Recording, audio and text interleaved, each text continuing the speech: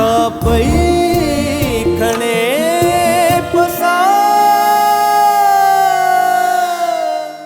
काछे वारनि में अमीर खान जो घणो असर आहे ऐं ख़बर ॿुधी आहे त हिन इलेक्शन में हो पंहिंजे पुट ज़हीर खान खे थो बीहारे।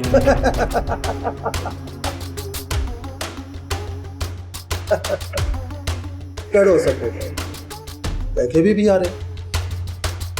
पर जेकर अहिड़ी ॻाल्हि थी पए त पोइ हमेशह जीअं डंडे जो इस्तेमालु कंदासीं। माण्हू बुख बीमारी सबब मरी रहिया आहिनि।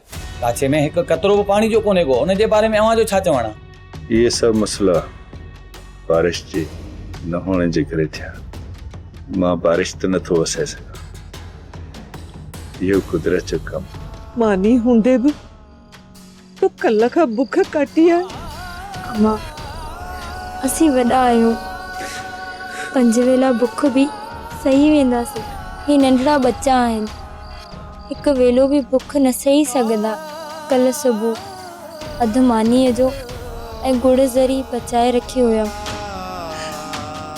घोर वञा मुंहिंजी कुंज थी, अॼु केॾो न भलो कमु कयो अथई।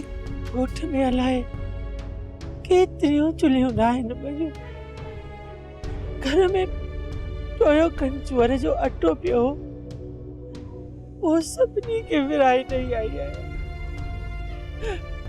देखो पंहिंजे लाइ बचायो अथई, वो भी ॾेई छे न मां, असांखे सुबुह जो रब ॾींदो। सब्सक्राइब कयो असांजो official YouTube channel Sindh TV HD drama ऐं वधीक अपडेट लाइ बेल आइकन खे क्लिक करियो।